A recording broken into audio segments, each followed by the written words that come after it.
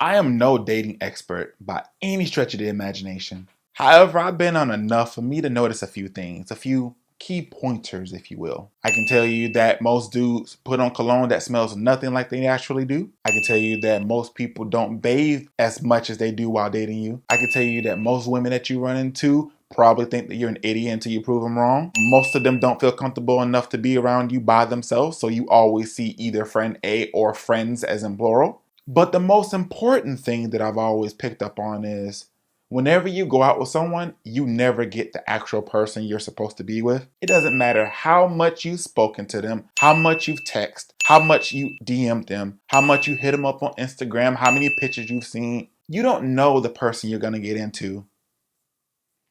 Bad phrasing. Until you actually get a chance to know them. See, most women run in packs. It's like a pack of wolves. Cock-a-doodle-doo! What an idiot. He actually believed me. That's what a rooster says, not a wolf.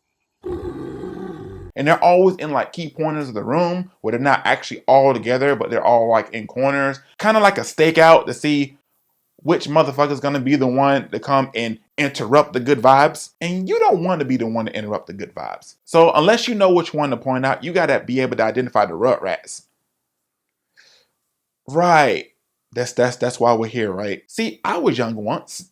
I was young, dumb, and a condom in my wallet. Not understanding that that was a terrible thing to do. Digressing, this isn't a story about me. You don't know how this works, do you? I was dumb too.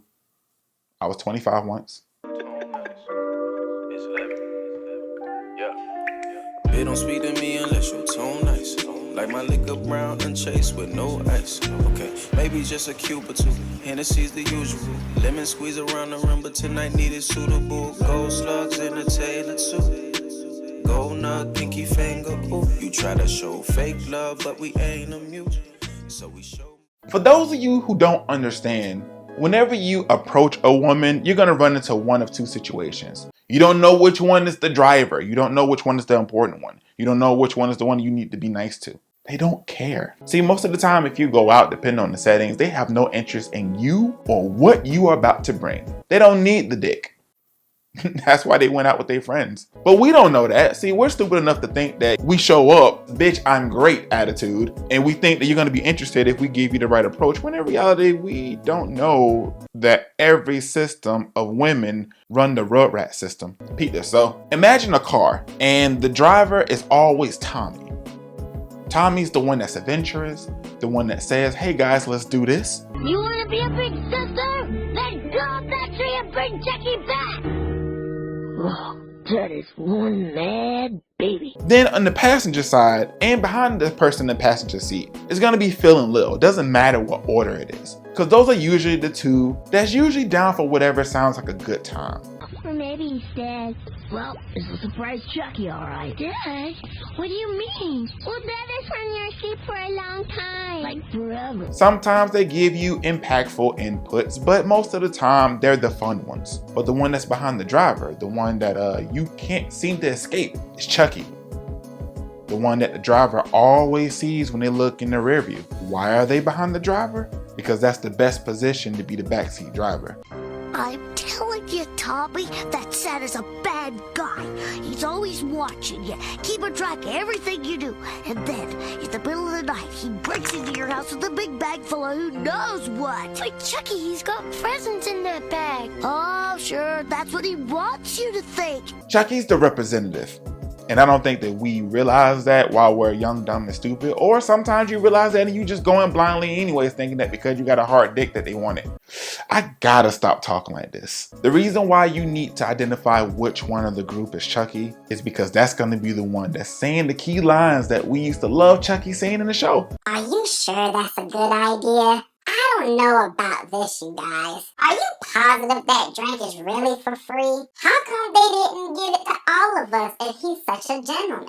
Are you sure you're only gonna go over just to lie down and take a nap? Yeah, things like that. Tommy's the one that you think that you want, but you usually get Chucky, which is the representative, the mature one, the one that you're always wondering if there's a group of y'all and if that's considered the unfun one, then why are you you bring her? Why she always gotta show up with you? Why is that the one that you always see? Why is that the one that's always looming? That's the first scenario. I forgot this too. The second scenario is if you don't run into the female that's by themselves and that's real confident at the bar, you run into the female that always has the friend that always seems to know the best ideal situation of a good relationship, or that always is in a good relationship, but you don't never see the person that they with. They just tell you how good their life is, but always says that the man that she's with is always better than anybody in this room. That friend, that's the one that's always behind you. The girl. I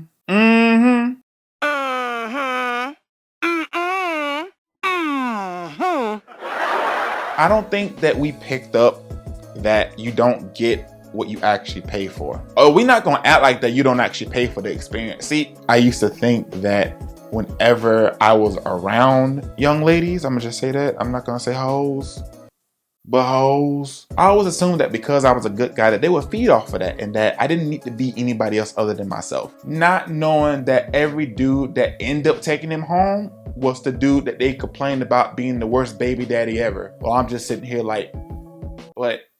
You didn't have to. Where was your friend then? Why did she block me off? Why did she trip me at the finish line? Why couldn't she be there for you then? See, I always assumed that because I was the better man, or I felt like I was the better man, that I could just display me and that would be all I needed in order for me to pull anybody I wanted to. Because bitch, I'm great. And I felt like I was great. I felt like that I didn't need to prove that. No one saw that. They always saw the one that had LDP or little dick problems. And what's funny about this is growing up, I had nothing but female friends. I could never pull one. It's crazy.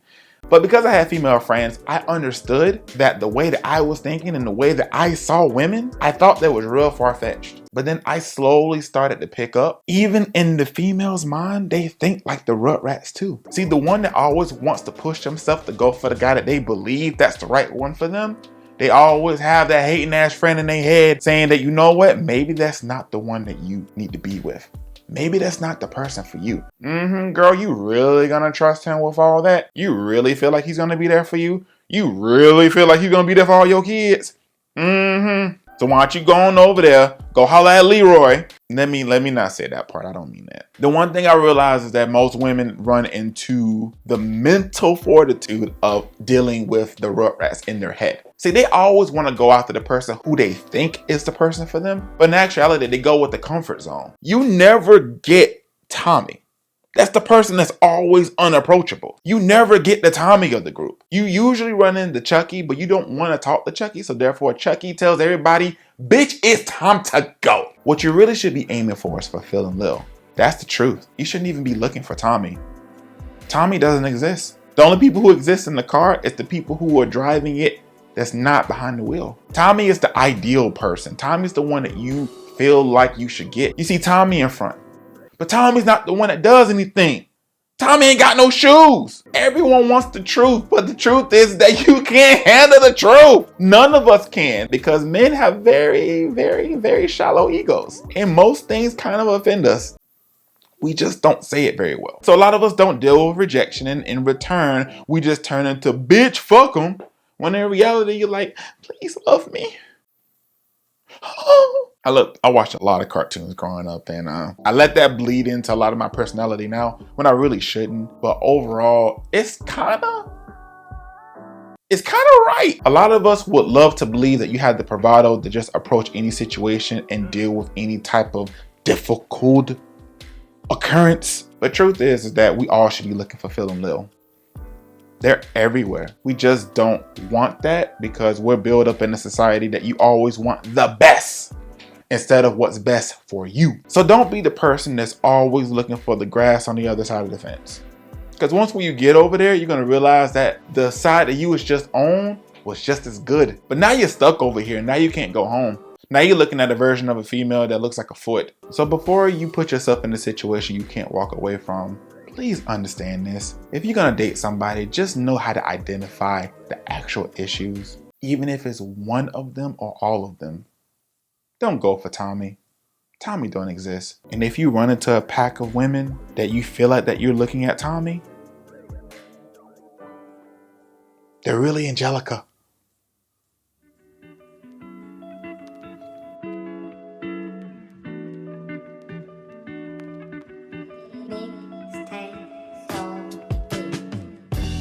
gotta be more than cars and money. You attract more flies with honey.